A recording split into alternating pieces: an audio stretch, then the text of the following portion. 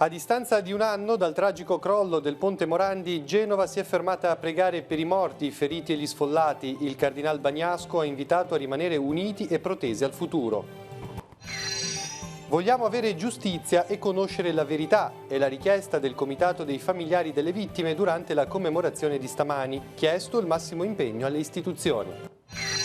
È la giornata del dolore e dell'orgoglio di una città che si rialza, lo ha sottolineato il presidente della regione Giovanni Toti. Il sindaco Marco Bucci ha annunciato entro aprile 2020 il nuovo ponte. Riaperta oggi pomeriggio a doppio senso di marcia la provinciale 27 per Portofino. Tra 15 giorni tornerà il semaforo per consentire le finiture, ma sarà per un periodo breve.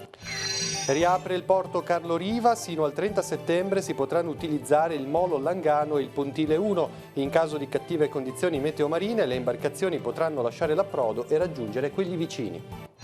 A Cogorno è andato in scena il 37esimo Addio Dufantin, tra falchi, danze medievali, mangiafuoco e giochi d'arme, l'impegno di tanti volontari appassionati. Questa sera la torta dei Fieschi a Lavagna.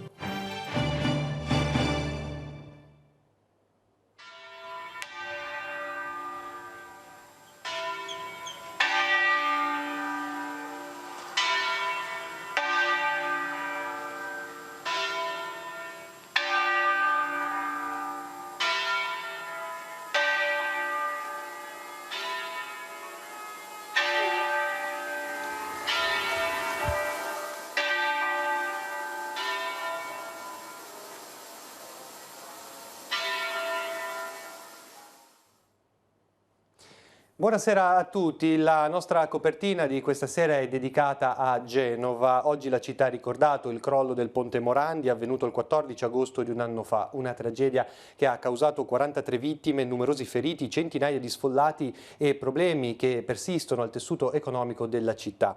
Questa mattina in un capannone a fianco della nuova Pila 9 il cardinale Angelo Bagnasco ha celebrato la messa di suffragio, presenti i parenti delle vittime, le autorità, le forze dell'ordine, il mondo del volontariato. Nelle sue parole l'arcivescovo di Genova ha invitato a guardare al futuro e a restare uniti. La sintesi con Cristina Oneto. Giorgio Donaggio, Toirano, Gerardo Esposito, Torre del Greco. Un anno dopo il crollo del ponte Morandi, Genova si è riunita nella preghiera accanto alla Pila 9 in fase di costruzione per ricordare le 43 vittime di quel tragico evento. Una giornata soleggiata ha accompagnato il momento semplice e composto. In prima fila i familiari delle persone che persero la vita il 14 agosto del 2018, definiti dal cardinale Angelo Bagnasco, che ha presieduto la liturgia Angeli della città. Genova non li dimenticherà mai.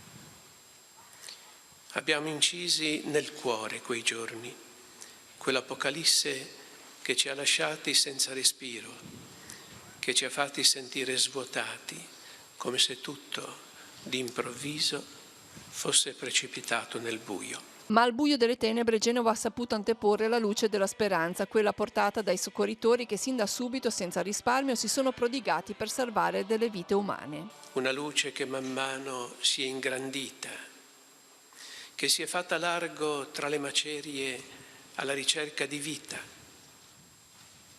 È la luce dei soccorritori, sbucati da ogni dove, come se fossero miracolosamente pronti per essere presenti e operativi. È stato solo dovere? No, è stato anche amore. Essi hanno espresso l'anima di Genova, ha proseguito il cardinal Bagnasco, che ha poi ricordato i disagi degli abitanti della zona, dei lavoratori che avevano le loro attività. Tutti hanno vissuto un distacco familiare caro che ha messo in crisi il loro lavoro, ma su tutto ha alleggiato la speranza di credere in un futuro non lontano che oggi cominciamo a vedere. In ultimo, una consapevolezza. Se restiamo uniti e ci lasciamo umilmente abbracciare da Dio, cari amici, allora saremo capaci di abbracciarci gli uni gli altri con sincerità di cuore. E le nostre capacità, come i pochi pani e i pochi pesci della parabola evangelica, si moltiplicheranno e faranno miracoli.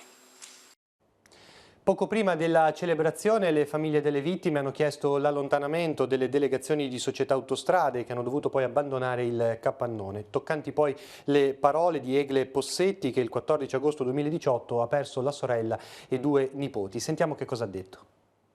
È così assurda la loro morte che non possiamo rassegnarci né accettarla. Nel suo discorso, Egle Possetti, presidente del Comitato Familiari delle Vittime del Morandi, chiede giustizia e assicura grande determinazione nella ricerca della verità, perché, dice, quanto accaduto è inaccettabile. Noi continueremo a lottare con l'umiltà di semplici cittadini, ma con la determinazione di chi sa che questo dolore, così grande nel nostro cuore, non possa affievolirsi se non sarà direzionato verso un orizzonte positivo, cercando di restituire un po' dell'affetto che abbiamo ricevuto e cercando con determinazione la verità e il cambiamento, perché noi queste 43 vittime non le dimenticheremo mai.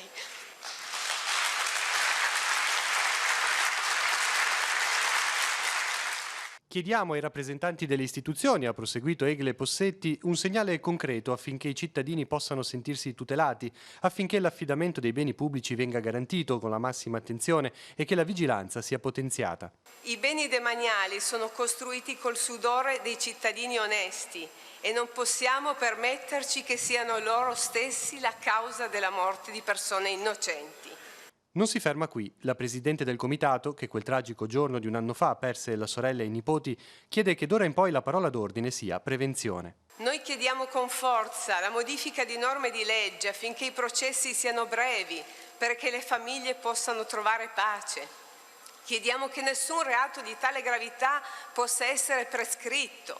Siamo sopravvissuti un anno, continua la Possetti. Vorremmo provare a vivere nuovamente, ma è come una montagna infinita da scalare. Come nazione non possiamo buttare a mare la nostra forza.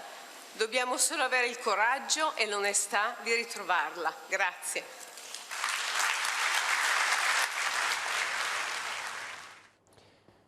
Il mondo della politica adesso questa mattina ha avuto parole di cordoglio ma anche di ripartenza. Presenti le più alte cariche dello Stato, dal Presidente della Repubblica Mattarella che si è soffermato in modo quasi paterno con i familiari delle vittime, al Premier Conte, ai ministri Di Maio, Salvini, Toninelli, Trenta, Tria, Bonafede e così via. L'intenzione delle istituzioni è di continuare a collaborare per restituire il ponte nuovo alla città di Genova. Sentiamo.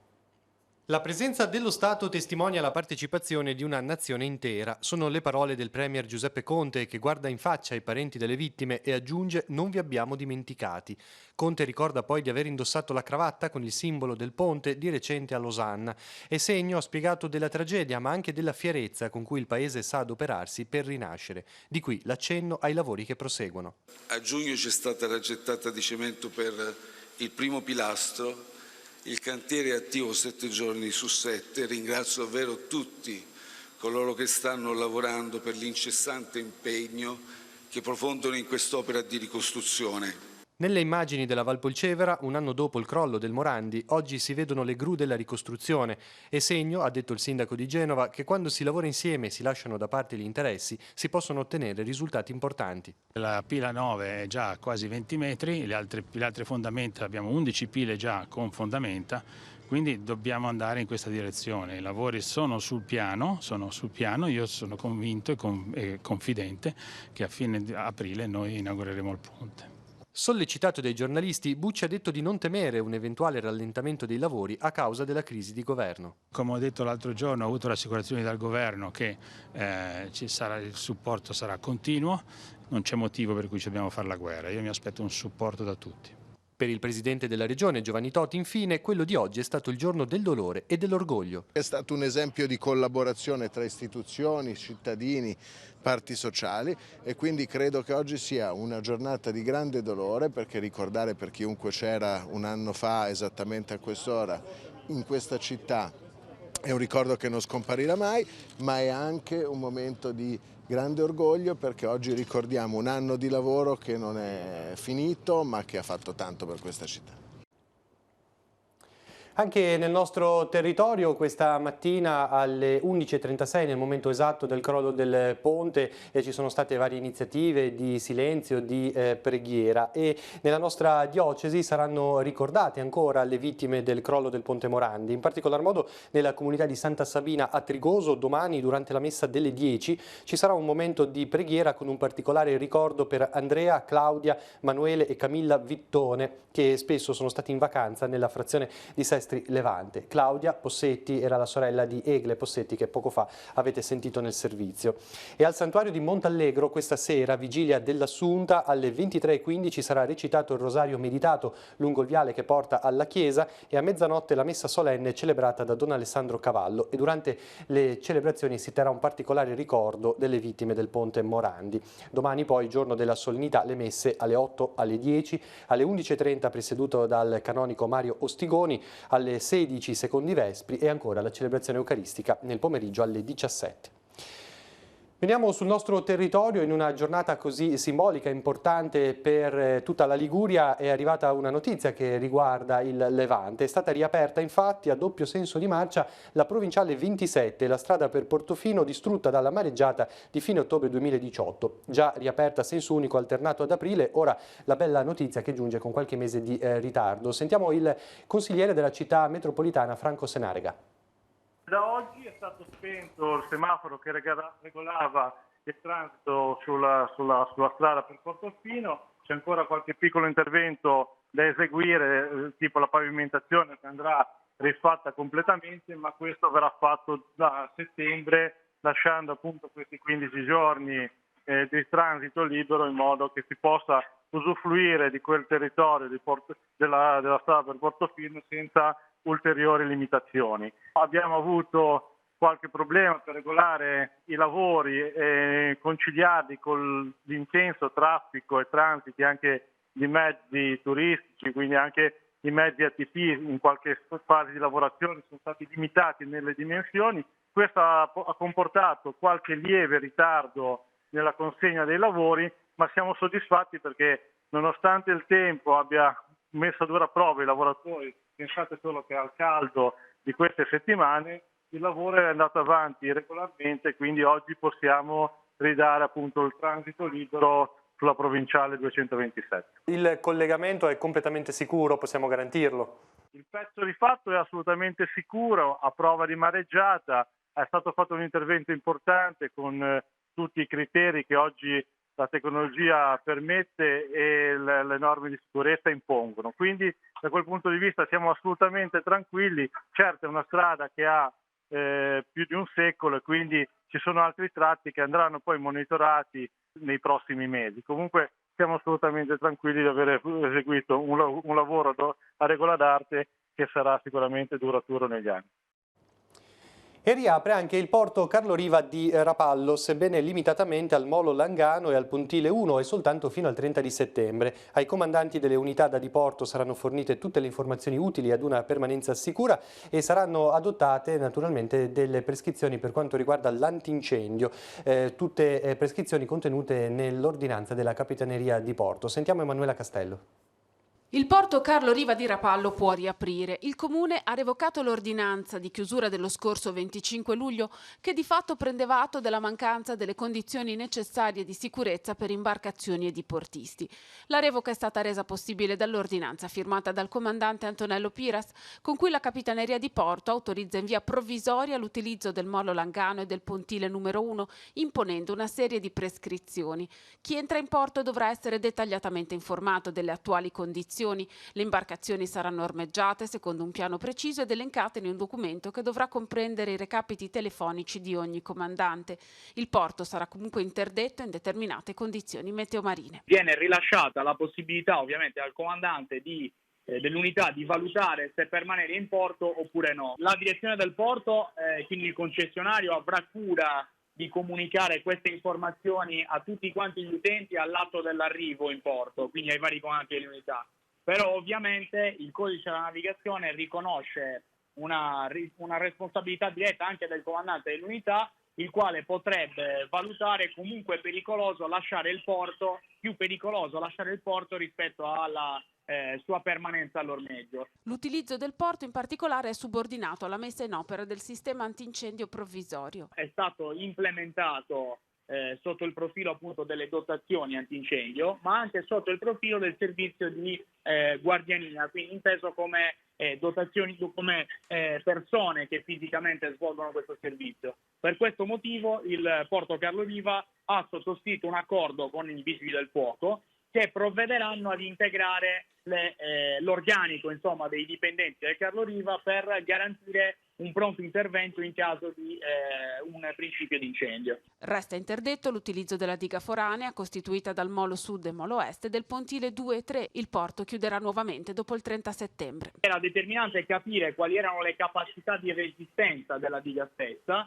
al moto ondoso, in maniera tale da poter appunto individuare questi limiti. E nell'ambito di questa valutazione, oltre a tener conto ovviamente dell'altezza significativa delle onde, si è tenuto conto anche del periodo temporale in cui c'è la maggiore probabilità che si verifichino determinati eventi. Primo giorno di lavoro oggi per il neodirettore dell'Ente Parco di Portofino Federico Marenco. La sua nomina, proposta alcuni giorni fa dal presidente Paolo Donadoni, è stata infatti ratificata dal CDA dell'ente. Oggi Marenco ha voluto guardare il parco dal mare, accompagnato sino a San Fruttuoso con un'imbarcazione della Guardia Costiera, a cui fa riferimento questa foto. In mattinata poi Donadoni e Marenco hanno affrontato alcuni temi relativi alle attività in corso, ad esempio la riorganizzazione degli uffici dell'Ente Parco, il potenziamento dei social e il rilancio mondiale del brand Portofino. E il sammargheritese Francesco Faccini è stato nominato presidente della Commissione locale del paesaggio di Santa Margherita Ligure, organo tecnico consultivo che si esprime su questioni in materia paesaggistica e ambientale nell'ottica di una tutela complessiva del territorio comunale.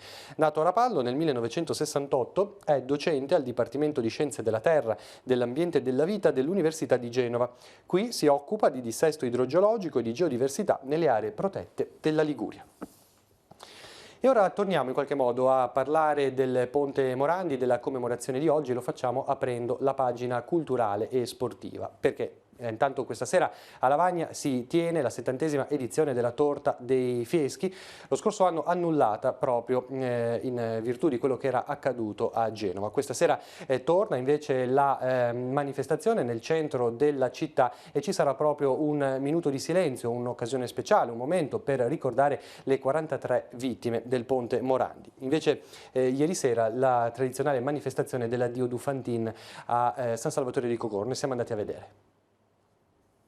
Una serata immersi nell'atmosfera medievale al Borgo dei Fieschi con la Dieu du Fantin che da 37 anni precede di 24 ore la rievocazione storica delle nozze fra il conte Opizio Fieschi e la nobildonna Bianca de' Bianchi. Al Borgo dei Fieschi di San Salvatore di Cogorno l'addio al celibato del conte comprende il banchetto, le esibizioni del gruppo musici e sbandieratori dei Sestieri di Lavagna, le esibizioni della compagnia d'armi Floss Duellatorum e le grazie d'amore con i suoi 20 figuranti accompagnati da tante bambine. Purtroppo non ci sono delle vere coreografie scritte di danze medievali. Ci sono stati dei maestri che nei primi anni del Novecento hanno cominciato a scoprire questo tipo di danza, questo tipo di cose, e attraverso le miniature si sono ricreate queste coreografie in base a una metrica di passi, a una metrica di musica, ed è una cosa molto molto interessante. Quanto allenamento ci vuole per fare questi combattimenti in maniera che siano il più realistico possibile? Diciamo che di base ci vogliono degli anni ad acquisire la capacità e diciamo l'abilità del maneggio. Poi una volta che uno è arrivato a un certo livello, il combattimento in sé si può anche preparare abbastanza rapidamente.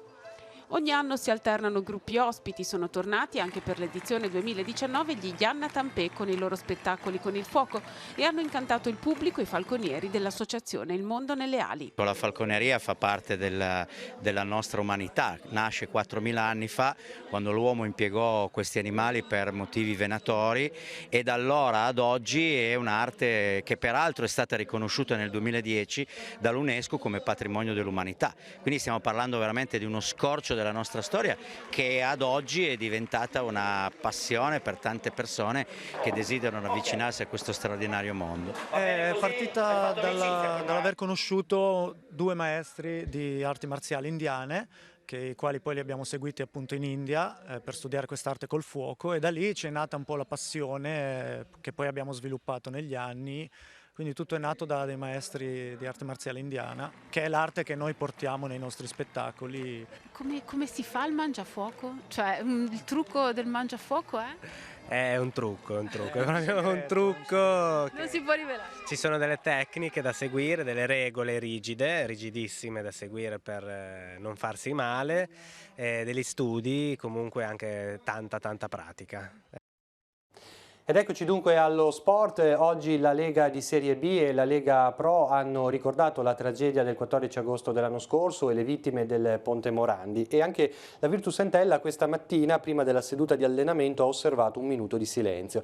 La squadra biancoceleste ha poi ripreso la preparazione atletica in vista del debutto nel campionato di Serie B il prossimo 24 di agosto. Sentiamo.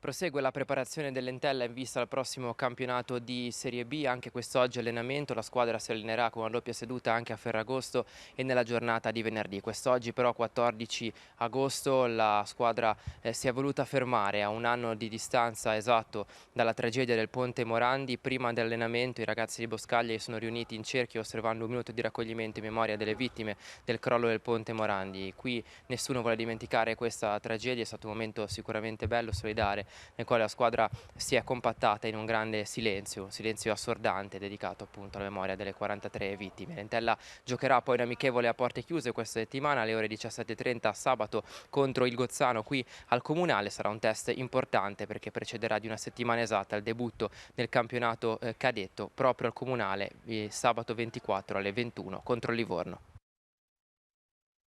E ora sfogliamo insieme l'agenda di Telepace e vediamo tutti gli appuntamenti in programma per domani e venerdì.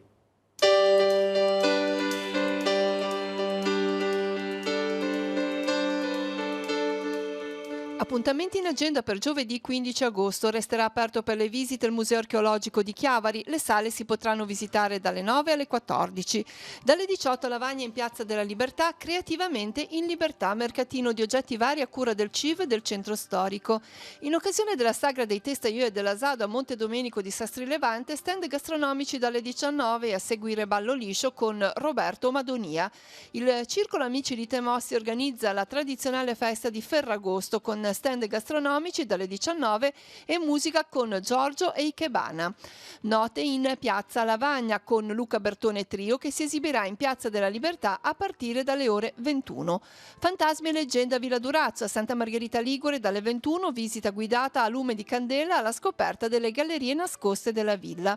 Prosegue Notti tra le note a Leivi nell'area ludica di San Bartolomeo, Swing Night con il Carpeneto Quintet. Concerto jazz all'Abbazia di San Fruttuoso di Camogli alle 21:30. Alessio Menconi alla chitarra e Massimiliano Rolf al contrabbasso proporranno alcuni dei brani più significativi del repertorio jazzistico. Gli appuntamenti per venerdì 16 agosto. A Rapallo inizia la 3 giorni di sbarazzo organizzata dal CIV e dall'ASCOM in molte attività, orari prolungati di apertura sino alle 23. Alla libreria Agorà di Chiavari dalle 10 incontro con la filosofa Maria Giovanna Farina che presenta il suo romanzo Catarina e la porta della verità. Aspettando pane e olio a Sestri Levante dalle 10 alle 20 in piazza Matteotti, mostra mercato dei prodotti di eccellenza provenienti dalla Liguria e da altre regioni italiane. Alle 18:15 allo stabilimento balneare Oasi di Chiavari, il Centro di Cultura L'Agave presenterà alcune letture da Moby Dick, seguirà la cena. A Riva Trigoso, nei pressi della sede dell'Associazione Pesca Sportiva, a partire dalle 19 si potrà visitare la mostra di foto d'epoca curata dalla collezionista Alba Zolezzi. In occasione della festa di San Rocco a Villanoce di Rezzoaglio dalle 17 giochi per bambini, stand gastronomici dalle 19:30 e a seguire musica con Alberto Calle. Proseguono le iniziative della parrocchia di San Michele di Pagana Rapallo per raccogliere fondi a sostegno dei lavori di restauro della chiesa parrocchiale. Alle 21:15 sul sagrato della parrocchia di San Michele, concerto di Ferragosto con la soprano Chiara Bisso, il tenore Massimo Ferri, accompagnati al violino da Andrea Cardinale, dal clarinetto di Lorenzo Lanti e al pianoforte da Alessandro Magnasco. Ed infine ultimo appuntamento per la rassegna estiva di cinema all'aperto alla tensostruttura della Colmata Amara a Chiavari con inizio alle 21:30. 20:30. Sarà proiettato Un día sin mexicanos, un giorno senza messicani di Sergio Arau. La proiezione sarà preceduta dalla presentazione di Daniele Lazzarin.